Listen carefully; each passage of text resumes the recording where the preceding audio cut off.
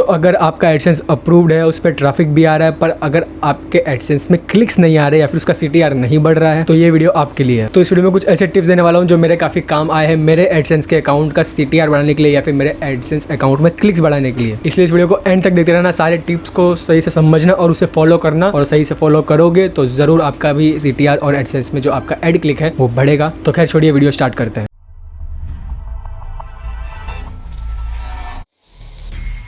सबसे पहला टिप है एड प्लेसमेंट। तो एड प्लेसमेंट काफ़ी इंपॉर्टेंट है अगर आपको अपने एडसेंस का CTR है एड पे क्लिक लाना है तो, क्योंकि अगर आप सही जगह एड प्लेसमेंट नहीं करोगे तो सिंपल सी बात है, यूजर्स को एड्स नहीं दिखेंगे, और यूजर्स को एड्स नहीं दिखेंगे क्लिक्स कहाँ से आएंगे। एग्जांपल बताऊं तो अगर हम अपने आर्टिकल के जो एकदम एंड होता है, मतलब जो भी हमारा पेज है या फिर आर्टिकल है या फिर जो पोस्ट है, उस अगर हम एंड में एकदम नीचे में एड डालते हैं तो वहाँ पे यूजर के इंप्रेशन या क्लिक्स आने के चांसेस कम होते हैं, क्योंकि 50% यूजर्स को होते हैं वो कंटेंट के एंड के नीचे जाते ही नहीं है। जो भी उन्होंने सर्च किया उसके रिलेटेड उनको रिजल्ट मिल गया, वो नीचे क्यों ही जाएंगे। तो इसलिए वहाँ पे इंप्रेशन तो हमारे आते नहीं, तो और इंप्रेशन नहीं आएगा तो क्लिक्स कैसे आएंगे। तो एक कारण वो हो सकता है कि आपने अगर बॉटम में खाली एड प्लेस किया, आपके टॉप में कहीं पे एड प्लेसमेंट नहीं किया है, तो यूजर को एड ही नहीं दिखेगा, तो क्लिक्स कैसे करेगा वो। और सेम अगर आप सिर्फ साइड बार में लगाते हो तो उसमें भी अगर मोबाइल यूजर ज्यादा है, क्योंकि रिसर्चर्स ने कहा है कि 65% लोग ज्यादातर मोबाइल यूज करते हैं, जो भी आपके वेबसाइट पे ट्रैफिक आता है 65% मोबाइल यूज़ करते हैं, 30 के आसपास डेस्कटॉप यूज़ करते हैं अपना PC वगैरह, और उसके बाद जो भी है टैबलेट TV वगैरह सब में आ जाता है। इसलिए अगर आप सिर्फ साइड बार लगाते हो तो सिंपल सी बात है, मोबाइल में साइड बार एकदम बॉटम में शो करता है। जैसे मैंने कहा, अगर आपने बॉटम में ऐड लगाया तो उसका यूजर वहाँ तक नहीं जाए, इसलिए आपको ट्राई करना है टॉप से टॉप में आपको ऐड प्लेस करना होगा। इसलिए आप मेरे ब्लॉग पर देख सकते हो, जैसे यहाँ पे ब्लॉग मेरा लोड हुआ है, सबसे पहले हमारा यहाँ पे हमारे पोस्ट का जो टाइटल है जस्ट वहाँ पे हमारा एक ऐड आ जाता है। फिर मैंने साइड बार में भी ऐड लगाया पर वो लोड नहीं हुआ है, क्योंकि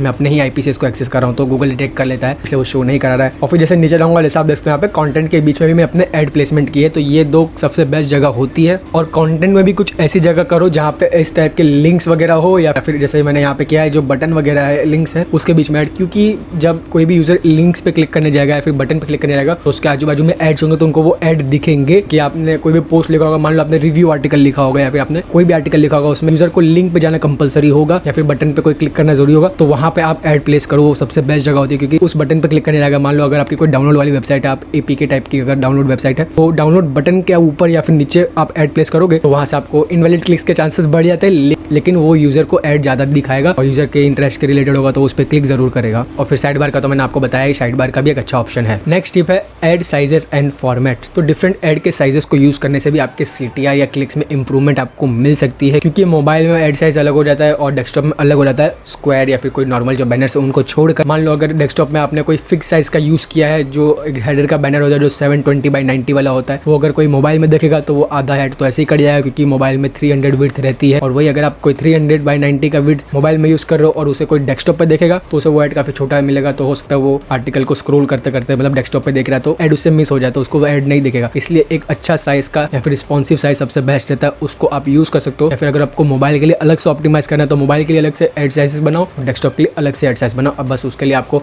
अलग से प्लगइन्स चाहिए होंगे ताकि मोबाइल वाले डेस्कटॉप पर ना दिखे, डेस्कटॉप वाले मोबाइल में ना दिखे। और मैंने एक ऑलरेडी वीडियो बनाया था वर्डप्रेस का ऐड प्लेसमेंट का, WP एडवांस एड्स का प्लगइन का, जो सबसे बेस्ट प्लगइन है ऐड प्लेसमेंट के लिए, वो वीडियो आप आई कार्ड में जरूर चेकआउट कर लेना। इसलिए एक्सपेरिमेंट करते रहना कि अलग अलग साइज के मोबाइल में भी देखते रहना और डेस्कटॉप पे भी देखते रहना। और जो सबसे बेस्ट और यूनिवर्सल है वो है स्क्वायर साइज, जो कि 300x250 वाला आता है, जो हमारा डिस्प्ले बैनर ऐड होता है, जो स्क्वायर टाइप का दिखता है। इस तरीके से आपको स्क्रीन पर दिख रहा होगा, क्योंकि वो मोबाइल में भी अच्छे से दिख जाता है और साथ ही साथ डेस्कटॉप पे भी काम कर जाता है। और उसको आप अगर डेस्कटॉप पे यूज करो तो आर्टिकल के बीच में ऐड करना, ताकि वो जब यूजर स्क्रॉल करे तो उसको बीच में दिखेगा। इस साइड में यूजर स्क्रॉल करता रहेगा, वो ऐड साइड से निकल जाता है, फिर आर्टिकल के बीच में प्लेस कर देना तो अच्छा रहेगा। साथ ही बात आती है एडसेंस के ऐड फॉर्मेट्स की। अब जैसा आपको मालूम है, एडसेंस से कई सारे टाइप के ऐड फॉर्मेट देता है, जैसे डिस्प्ले हो गया, इन फीड हो गया, इन आर्टिकल हो गया, मल्टीप्लेक्स हो गया। तो जो डिस्प्ले ऐड यूनिट है उसको आप अपने मोबाइल, तो उसको आप अपने वेबसाइट के हेडर में यूज कर सकते हो, क्योंकि वो एक रिस्पॉन्सिव रहेगा और वो यूजर फ्रेंडली रहता है और यूजर बेस ज्यादा ऐड दिखाता है, तो आप पे क्लिक्स आने के चांसेस भी ज्यादा रहते हैं। और हेडर में रिस्पॉन्सिव ऐड रहेगा तो आपको काफी अच्छा रहेगा। साथ साथ में फूटर में या फिर साइड बार में भी उसको आप यूज कर सकते हो, और इसको आर्टिकल के बीच में भी यूज कर सकते हो। पर मैं आपको रिकमेंड नहीं करूंगा, क्योंकि जो इसका अलग से इन आर्टिकल एड्स होता है गूगल का, जैसे आप देख सकते हो, ये बेस्ट आपके लिए वर्क करेगा। जब आप आर्टिकल के बीच में एड्स लगाते हो तब आप इन आर्टिकल को यूज करो, क्योंकि वो टेक्स्ट फॉर्मेट का होता है। और अगर आप डिस्प्ले यूज करते हो तो वहाँ पे ज्यादातर इमेजेस आते हैं, तो यूजर समझ जाता है कि ये ऐड है। वही अगर आप टेक्स्ट फॉर्मेट वाला जो ये इन आर्टिकल ऐड यूज करोगे, टेक्स्ट बेस्ड ऐड रहता है, क्योंकि कि आपको मैं दिखा भी दूँ तो किस तरीके से वो दिखता है, इस तरीके का वो एड्स होते हैं। तो यहाँ पर मतलब एक तरीके से एंगेजमेंट आपको मिल सकती है। जैसे आप देखते हो आपका कंटेंट इस तरीके से लिखा होगा और इस तरीके का आपका ऐड दिखेगा बीच में, तो आपको यूजर का क्लिक करने के चांसेस होते हैं। यूजर उसको होता है स्क्रॉल करते करते देखेगा कि हाँ टेक्स्ट है तो वो पढ़ने भी बैठ जाएगा, तो वहाँ पे आपको इंप्रेशन या फिर कुछ सेकंड्स के लिए वहाँ पे रुकेगा, तो हो सकता है वो इंटरेस्ट उसमें दिखाएगा तो क्लिक भी आ सकता है। सेम उस तरीके से आप इन फीड भी यूज कर सकते हो। अगर आप अपने ब्लॉग में साइड बार यूज करते हो तो उसमें सबसे बेस्ट आपके लिए मल्टीप्लेक्स ऐड यूज करेगा। लंबे फॉर्मेट का वो ऐड दिखा देता है तो मल्टीप्लेक्स आपका वहाँ पे बेस्ट वर्क करेगा। नेक्स्ट पॉइंट काफी इंपॉर्टेंट है जो कि है use different colours in aids. अब ये इंपॉर्टेंट इसलिए क्योंकि इसको काफी कम लोग यूज कर सकते हैं और एडसेंस हमें ऑप्शन देता है जो हमारे इन आर्टिकल एड्स होते हैं उसके हम कलर्स को चेंज कर सकते हैं। हमने वेबसाइट के सिमिलर भी रख सकते हैं और डिफरेंट भी रख सकते हैं। और मैंने जब इसमें एक्सपेरिमेंट किया था तो उसमें मुझे काफी अच्छे चेंजेस देखने को मिले, इसलिए मैंने इस पॉइंट को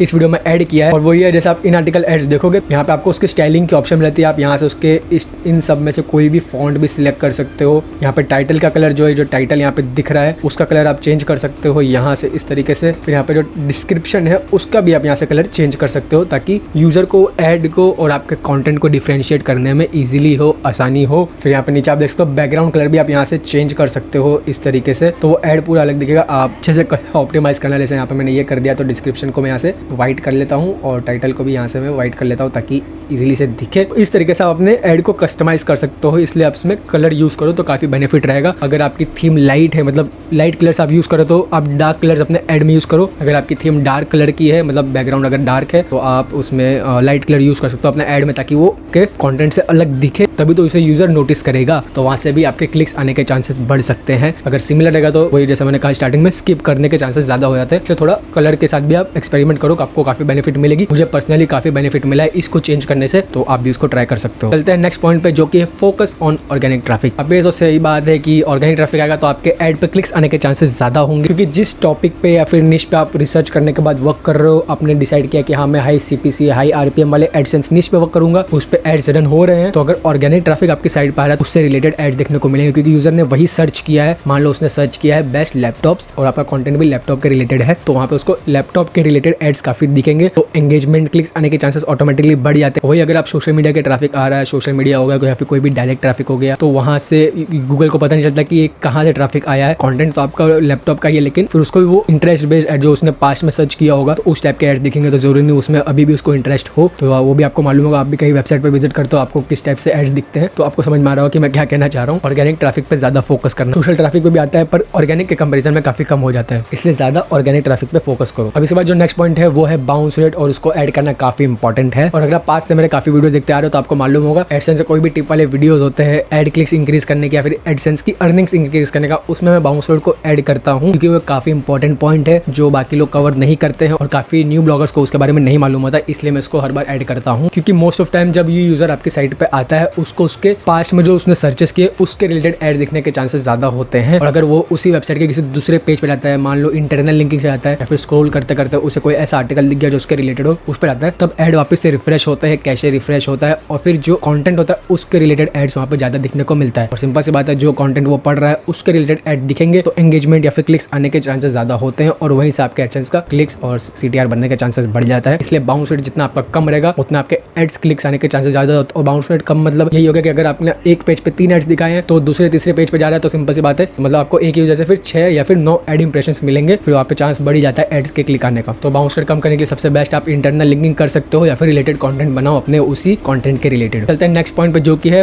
right quality content with good keywords. अब मेरा मतलब ये है क्वालिटी कंटेंट मतलब ये है अच्छे से ग्रामर वगैरह सब यूज करो ताकि जो गूगल है जो उस पर एडवर्टाइजर रन कर रहे जो कीवर्ड उन्होंने यूज किया है उसके रिलेटेड आपका कंटेंट हो, तो ही आपके उसमें कंटेंट के रिलेटेड ऐड दिखेंगे। और जैसे अभी वीडियो में पिछले कई बार बोल चुका हूँ, कंटेंट के रिलेटेड एड्स दिखेंगे तो वहाँ पे क्लिक्स आने के चांसेस ऑटोमेटिकली बढ़ जाते हैं। और मैं बोल रहा हूँ गुड कीवर्ड्स या फिर अच्छे कीवर्ड की बात मैं ये नहीं कर रहा कि जो हाई वॉल्यूम वाले हैं, मैं उन कीवर्ड की बात कर रहा हूँ जिन पे एड्स रन हो रहे हैं। एक कीवर्ड है श्रेय कजारिया जिसको अभी लोग ज्यादा जानते नहीं है, तो सिंपल सी बात है उसमें कोई एड रन नहीं करेगा, वहाँ पे कोई सर्चेस भी ज्यादा नहीं आएंगे। और वही दूसरी तरफ बेस्ट लैपटॉप फॉर गेमिंग, उसमें सिंपल सी बात है जो बड़े बड़े कंपनीज होंगे लैपटॉप्स के HP डेल वगैरह एसुस वाले जो हो गए, वो लोग अपने लैपटॉप्स को प्रमोट करने के लिए उन कीवर्ड्स पे एड्स रन करेंगे। तो वो सब टाइप के कीवर्ड्स अपने ब्लॉग में यूज करोगे तो उस टाइप के रिलेटेड एड्स आपके कंटेंट में रहेंगे और यूजर ने भी वही सर्च करके आपके कंटेंट पाया, जैसे मैंने पिछले पॉइंट में कहा था ऑर्गेनिक ट्रैफिक से आया है और उसके रिलेटेड उसे एड्स दिखेंगे तो क्लिक्स के चांसेस ऑटोमेटिकली बढ़ जाएंगे। इसलिए गुड एडवर्टाइज जिस पर रन हो रहे वो वाले कीवर्ड्स और आपका जो कंटेंट है उसकी क्वालिटी अच्छी होनी चाहिए, मतलब ग्रामर वगैरह, ताकि गूगल को भी समझ में आ जाए कि किस टाइप के एड्स हमको इसके कंटेंट पे दिखाने लाने हैं। चलते हैं हमारे इस वीडियो के लास्ट और इंपॉर्टेंट पॉइंट पर, जो कि है वेबसाइट रिस्पॉन्सिवनेस। तो देखो भाई, आपके वेबसाइट तो रिस्पॉन्सिव होनी ही चाहिए, ये आपको मालूम है। वेबसाइट रिस्पॉन्सिव नहीं होगी तो आपके रैंकिंग पे भी वो काफी इफेक्ट पड़ता है और आपके वेबसाइट की स्पीड पे भी काफी इफेक्ट पड़ता है, और साथ ही में आपके एड्स पे क्लिक्स आने के भी काफी कम चांसेस हो सकते हैं अगर आपकी वेबसाइट रिस्पॉन्सिव नहीं है। क्योंकि जैसे स्टार्टिंग के पॉइंट में मैंने कहा था, अगर डेस्कटॉप के एड्स मोबाइल में दिख रहे हैं, मोबाइल के डेस्कटॉप में दिख रहे हैं, तो डेस्कटॉप वाले तो कट ही हो जाएंगे, और मोबाइल वाले उसमें दिख रहे तो यूजर्स को इग्नोर कर देगा या फिर उससे दिखेगा ही नहीं। और अगर आपकी वेबसाइट रिस्पॉन्सिव नहीं है, अगर आपका मोबाइल का वर्जन डेस्कटॉप में दिख रहा है, डेस्कटॉप वर्जन मोबाइल में दिख रहा है, तो यूजर को नेविगेट करने में भी काफी दिक्कत होगी, तो आपकी वेबसाइट पर रुकेगा ही नहीं, तो एड्स कहाँ से देखेगा, कहाँ से वो क्लिक करेगा। इसलिए आपकी वेबसाइट रिस्पॉन्सिव होनी चाहिए। और रिस्पॉन्सिव आप कैसे रखोगे, उसके लिए आपके पास अच्छे खासी थीम होनी चाहिए, और मैंने ऑलरेडी दोनों के ऊपर वीडियो बना चुका हूँ। अगर आप ब्लॉगर यूजर हो तो आप ये वाला वीडियो देख सकते हो, जिसमें ब्लॉगर्स के रिलेटेड बेस्ट थीम्स बताई है, और ये वीडियो आप देख सकते हो अगर आप वर्डप्रेस यूजर हो तो आपको वर्डप्रेस के रिलेटेड काफी सारे अच्छे थीम्स पता चल जाएंगे। तो ब्लॉगर और वर्डप्रेस के हिसाब से आप इन वीडियोस को देख सकते हो। और वीडियो पसंद आया तो लाइक करना, और इस तरह की हेल्पफुल वीडियोस रेगुलर देखने के लिए, या फिर आपसे कोई भी वीडियो मिस नहीं हो तो यहाँ पे क्लिक करके आप चैनल को सब्सक्राइब भी कर सकते हो, कि आपसे कोई भी नेक्स्ट वीडियो मिस ना हो, ऐसे ही क्वालिटी कंटेंट आपको मिलते रहे। और क्या मिलता है अगली वीडियो।